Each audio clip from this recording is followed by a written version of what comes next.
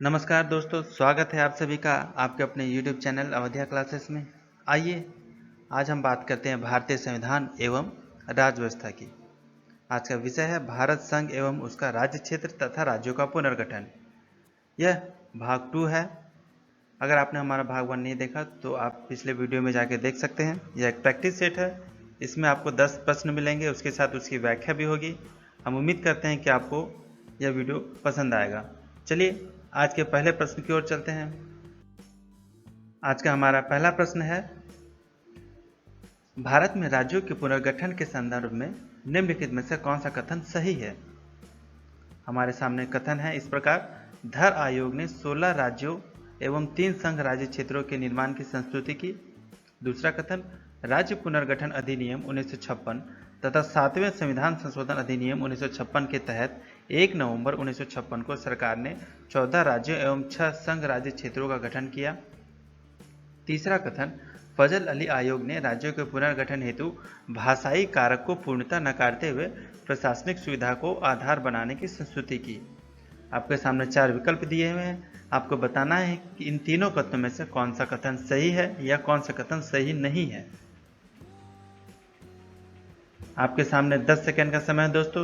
यदि आपको इसका सही उत्तर मालूम है कि कौन सा कथन सही है तो आप कमेंट बॉक्स में लिखकर दे सकते हैं अपने विकल्प संख्या यानी ऑप्शन नंबर के साथ। आइए जानते हैं इसका सही जवाब क्या होगा। जी हाँ, इसका सही जवाब है केवल 2, ऑप्शन सी केवल 2 यानी कथन के 2। राज्य पुनर्गठन अधिनियम 1956 तथा 7वें संविधान संशोधन अधिनियम 1956 के तहत 1 नवंबर 1956 को सरकार ने 14 राज्यों तथा 6 संघ राज्य क्षेत्रों का गठन किया। इसके अलावा कथन 1 और कथन 3 गलत हैं। आइए इस प्रश्न से संबंधित अन्य जानकारियों को देखते हैं। धर आयोग ने 1948 में पेश अपनी रिपोर्ट में राज्यों के पुनर्गठन हेतु भाषाई आधार के बजाय प्रशासनिक सुविधा को आधार बनाने की बात कही। फजल अली आयोग ने राज्यों के पुनर्गठन हेतु भाषा को आधार बनाने की बात कही, फिर भी इन्होंने एक राज्य एक भाषा के सिद्धांत को नकार दिया। उन्होंने सलाह दी कि मूल संविधान के अंतर्गत 4 आयामी राज्यों के वर्गीकरण को समाप्त किया जाए और 16 राज्यों एवं 3 संघ राज्य क्षेत्रों का निर्माण किया जाए। साथ में संविधान संशोधन अधिनियम 1956 द्वारा 1 नवंबर 1956 को 14 राज्य और 6 संघ राज्य क्षेत्रों का गठन किया गया। अगर आपको इसके अलावा और आयोग को पढ़ना है तो आप हमारे पिछले वीडियो में जा सकते हैं। उसमें हमने धर आयोग, जेवीपी आयोग और फजल अली आयोग के बारे में विस्तृत रूप से बताया है। चलिए अगले प्रश्न की ओर चलते हैं हम। हमारा दूसरा प्रश्न, भारत के संघ क्षेत्र में निम्नलिखित में से कौन सा शामिल है।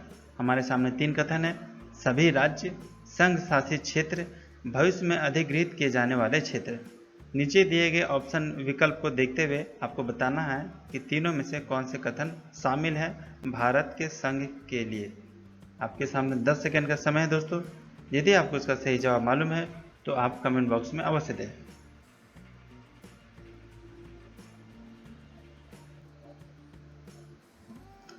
आइए जानते हैं इसका सही जवाब क्या होगा। जी हाँ, इसका सही जवाब है ऑप्शन ए केवल 1। भारत के संघ क्षेत्र में केवल सभी राज्य शामिल हैं। इसके अलावा अगर कथन 2 को देखें, संघ शासित क्षेत्र, तो यह भारत के संघ के अंतर्गत नहीं आते हैं। और तीसरा कथन भविष्य में अधिग्रहित किए जाने वाले क्षेत्र, यह भी भारत के संघ क्षेत्र में नहीं आते। आइए इससे संबंधित अन्य जानकारियाँ देखते हैं। भारत के क्षेत्र भारत का संघ से ज़्यादा व्यापक अर्थ समेटे है, क्योंकि भारत का संघ में सिर्फ राज्य शामिल है, जबकि भारत का क्षेत्र में न केवल राज्य बल्कि संघ शासित क्षेत्र एवं वे क्षेत्र जिन्हें भारत द्वारा भविष्य में कभी भी अधिग्रहित किया जाता है शामिल है। संघीय व्यवस्था में राज्य इसके सदस्य हैं और केंद्र के साथ शक्तियों के बंटवारे में हिस्सेदार हैं। दूसरी तरफ संघ शासित क्षेत्र एवं केंद्र सरकार द्वारा अधिग्रहित क्षेत्र में सीधे केंद्र सरकार का प्रशासन होता है। चलिए अपने अगले प्रश्न की ओर चलते हैं। हमारा तीसरा प्रश्न, पोट्टी श्री रामुलु के संबंध में निम्नलिखित कथनों पर विचार कीजिए। हमने पिछले वीडियो में पोट्टी श्री रामुलु के बारे में कुछ चर्चा किया था। आइए यहाँ 3 कथन दिए हुए हैं, आपको बताना है कि कौन कौन से कथन पोट्टी श्री रामुलु के संबंध में सटीक हैं यानी सही है। आइए हम तीनों कथन को पढ़ते हैं एक एक करके। यह एक गांधीवादी कार्यकर्ता थे तथा नमक सत्याग्रह में भाग लेने के लिए इन्होंने सरकारी नौकरी से त्यागपत्र दे दिया था। दूसरा कथन, यह मद्रास प्रांत के मंदिरों में दलितों के प्रवेश हेतु मांग करते हुए उपवास पर बैठे थे। तीसरा कथन, यह आंध्र प्रदेश नाम से अलग राज्य गठन की मांग को लेकर अनशन पर बैठे और परिणाम स्वरूप इनकी मृत्यु हो गई। आपको बताना है कि इन तीनों कथनों में कौन सा कथन सही है, या एक कथन सही है, दो कथन सही है, या सभी कथन सही हैं। आपके नीचे विकल्प दिए हुए हैं, केवल 1 और 2, केवल 3, केवल 2 और 3, या उपयुक्त सभी। आपके पास 10 सेकंड का समय है दोस्तों। यदि आपको इसका सही जवाब मालूम है पोट्टी श्रीरामुलु के बारे में, तो आप अपने जवाब कमेंट बॉक्स में अवश्य दें। आइए जानते हैं इसका सही जवाब क्या होगा। जी हाँ, इसका सही जवाब है ऑप्शन डी, उपयुक्त सभी। यह एक गांधीवादी कार्यकर्ता थे तथा नमक सत्याग्रह में भाग लेने के लिए इन्होंने सरकारी नौकरी से त्यागपत्र दे दिया था। यह मद्रास प्रांत के मंदिरों में दलितों के प्रवेश हेतु मांग करते हुए उपवास पर बैठे थे। और तीसरा कथन, यह आंध्र प्रदेश नाम से अलग राज्य के गठन की मांग को लेकर अनशन पर बैठे थे और परिणाम स्वरूप इनकी मृत्यु हो गई थी। आइए इस प्रश्न से संबंधित और जानकारी देखते हैं।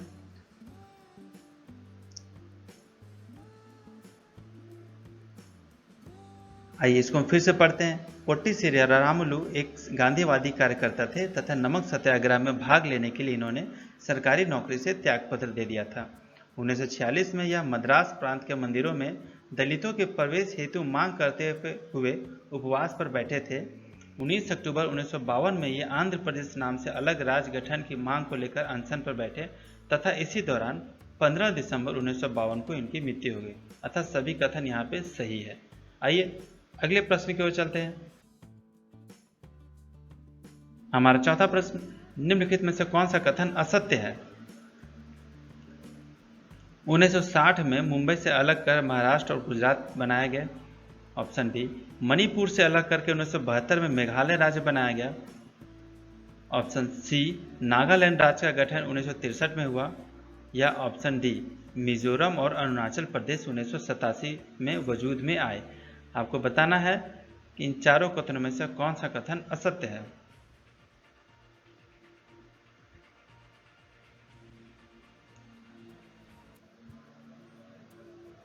आइए जानते हैं इसका सही जवाब क्या होगा। जी हाँ, इसका सही जवाब है ऑप्शन बी, मणिपुर से अलग करके 1972 में मेघालय राज्य बनाया गया।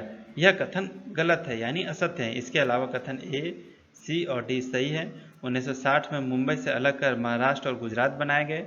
नागालैंड राज्य का गठन 1963 में हुआ और मिजोरम और अरुणाचल प्रदेश 1987 में वजूद में आए। आइए इससे संबंधित और जानकारी देखते हैं। मणिपुर और त्रिपुरा राज्य 1972 में अस्तित्व में आया। असम से अलग करके 1972 में मेघालय राज्य बनाया गया, न कि मणिपुर से अलग करके। 1966 में पंजाबी भाषी इलाके को पंजाब राज्य का दर्जा दिया गया और पूर्ववर्ती पंजाब से अलग करके हरियाणा राज्य और हिमाचल प्रदेश नाम का संघ राज्य क्षेत्र बनाया गया। आइए अगले प्रश्न की ओर चलते हैं।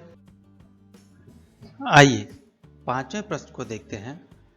हमारा पांचवा प्रश्न, सिक्किम के विलय से संबंधित निम्नलिखित कथनों पर विचार कीजिए। हमारे सामने 4 कथन दिए हुए हैं।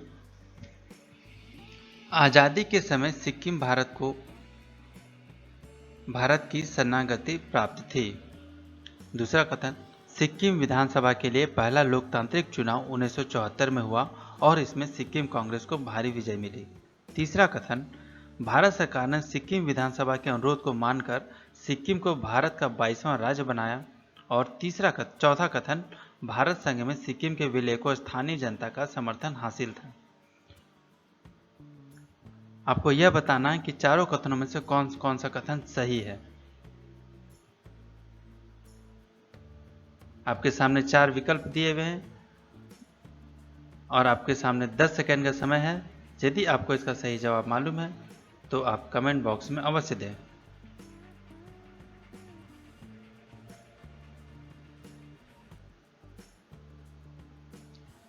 आइए जानते हैं इसका सही जवाब क्या होगा।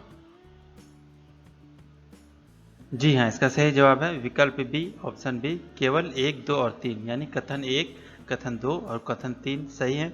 चौथा कथन गलत है क्योंकि इसमें लिखा हुआ है भारत संघ में सिक्किम के विलय को स्थानीय जनता का समर्थन हासिल नहीं था, जबकि भारत संघ में सिक्किम के विलय को स्थानीय जनता का समर्थन हासिल था।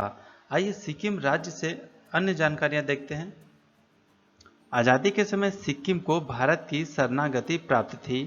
सिक्किम भारत का अंग तो नहीं था, लेकिन वह पूरी तरह से संप्रभु राष्ट्र भी नहीं था। सिक्किम की रक्षा और विदेशी मामलों का जिम्मा भारत सरकार का था, जबकि इसके आंतरिक प्रशासन की बागडोर यहाँ के राजा के हाथों में थी। सिक्किम विधानसभा के लिए पहला लोकतांत्रिक चुनाव 1974 में हुआ और इसमें सिक्किम कांग्रेस को भारी विजय मिली। सिक्किम विधानसभा ने पहले भारत के सह प्रांत बनने की कोशिश की, लेकिन फिर इसके बाद 1975 में एक प्रस्ताव पारित कर इसने भारत के साथ पूर्ण विलय की बात कही। इस प्रस्ताव के तुरंत बाद सिक्किम में जनमत संग्रह कराया गया और जनमत संग्रह में जनता ने विधानसभा के फैसले पर अपनी मुहर लगा दी। भारत सरकार ने सिक्किम विधानसभा के अनुरोध को तत्काल मान लिया और सिक्किम भारत का 22वां राज्य बन गया।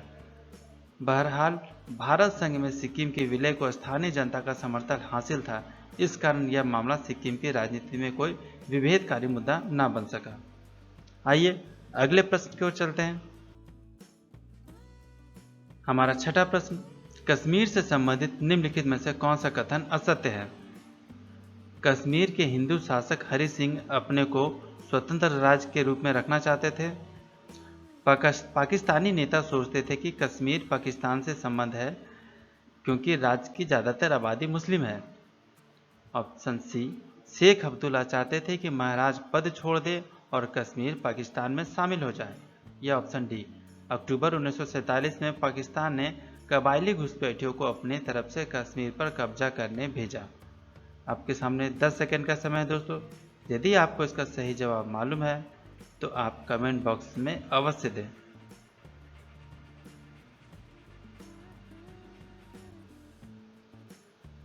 आइए जानते हैं इसका सही ऑप्शन क्या है, यानी कौन सा कथन असत्य है।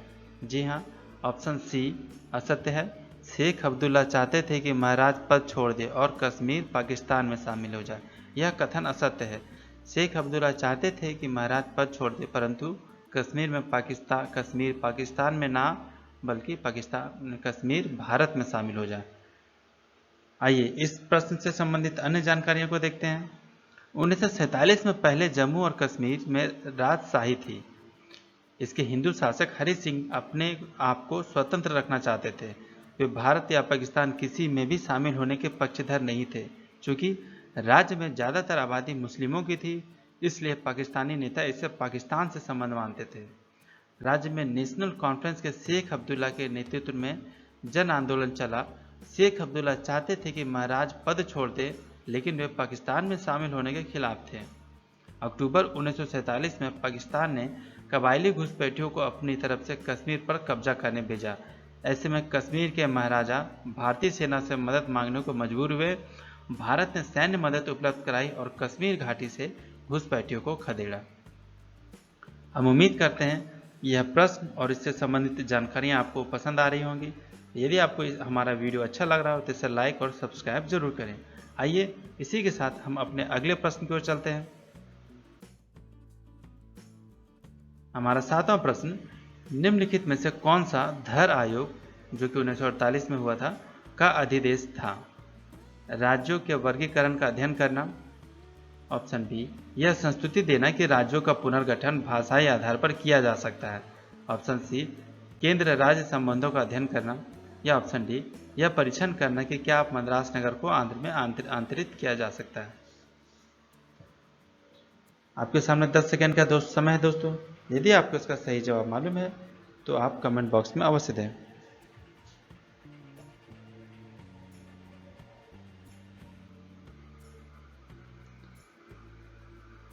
समय समाप्त हुआ। आइए जानते हैं इसका सही जवाब क्या होगा। जी हाँ, इसका सही जवाब है ऑप्शन बी, धर आयोग का अधिदेश क्या था? धर आयोग का यह अधिदेश था, यह संस्तुति देना कि राज्यों का पुनर्गठन भाषाई आधार पर किया जाए। आइए अगले प्रश्न की ओर चलते हैं। आइए पहले इस प्रश्न से संबंधित और कुछ जानकारी देख लेते हैं। जून 1948 में भारत सरकार ने एस.के. धर की अध्यक्षता में भाषाई प्रांत आयोग की नियुक्ति की। आयोग ने सिफारिश की कि राज्यों का पुनर्गठन भाषाई कारक के बजाय प्रशासनिक सुविधा के अनुसार होना चाहिए। यद्यपि इसमें असंतोष फैल गया। परिणाम स्वरूप 1948 में अन्य भाषाई प्रांत समिति जेवीपी समिति का गठन किया गया। आइए अगले प्रश्न की ओर चलते हैं। हमारा 8वां प्रश्न, सिक्किम राज्य से संबंधित निम्नलिखित कथनों पर विचार कीजिए।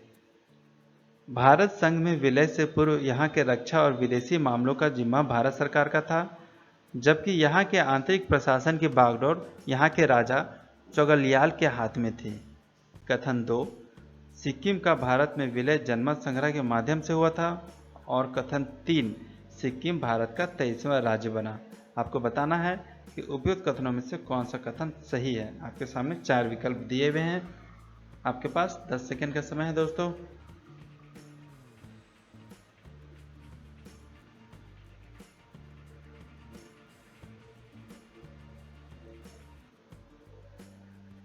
समय समाप्त हो। आइए जानते हैं इसका सही जवाब क्या होगा। जी हाँ, इसका सही जवाब है ऑप्शन बी, केवल 1 और 2। जी हाँ, केवल कथन 1 और कथन 2 सही है, तीसरा कथन गलत है। आइए जानते हैं इससे संबंधित कुछ और।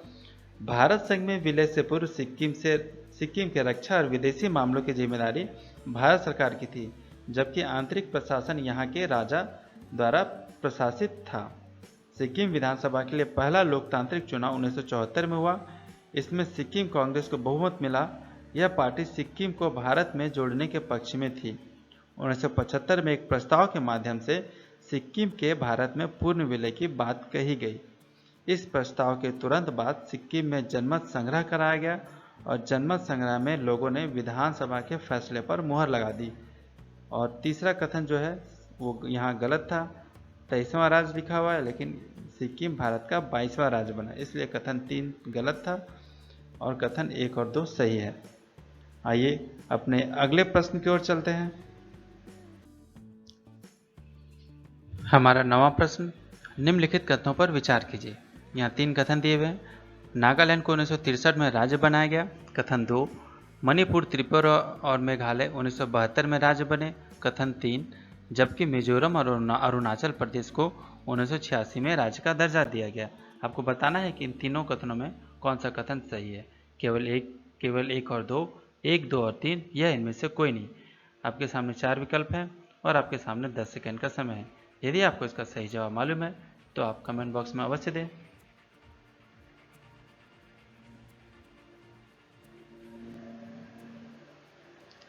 चलिए दोस्तों, समय समाप्त हुआ। आइए जानते हैं इसका सही जवाब क्या होगा। जी हाँ, इसका सही जवाब है ऑप्शन बी, केवल 1 और 2। जी हाँ, कथन 1 और 2 सही है और 3 गलत है। नागालैंड को 1963 में राज्य बनाया गया। मणिपुर, त्रिपुरा और मेघालय 1972 में राज्य बने, जबकि मिजोरम और अरुणाचल प्रदेश को 1987 में राज्य का दर्जा दिया गया, न कि 1986 में। आइए अगले प्रश्न की ओर चलते हैं। हमारा 10वां प्रश्न और इस वीडियो का आखिरी प्रश्न, निम्नलिखित राज्यों को उनके गठन के वर्ष के आधार पर आरोही क्रम में लगाइए। हमारे सामने 5 राज्यों के नाम हैं, नागालैंड, मिजोरम, हिमाचल प्रदेश, उत्तराखंड और झारखंड।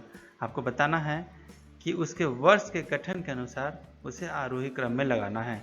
आपके सामने 4 विकल्प दिए हुए हैं, 1, 2, 3, 4, 5 या 1, 3, 2, 4, 5 या 1, 3, 2, 5, 4 या 2, 3, 4, 1, 5। आपके सामने 10 सेकंड का समय है। यदि आपको इसके गठन के वर्ष मालूम हो तो आप इसका जवाब दे सकते हैं, अन्यथा देखते हैं इसका सही जवाब क्या है।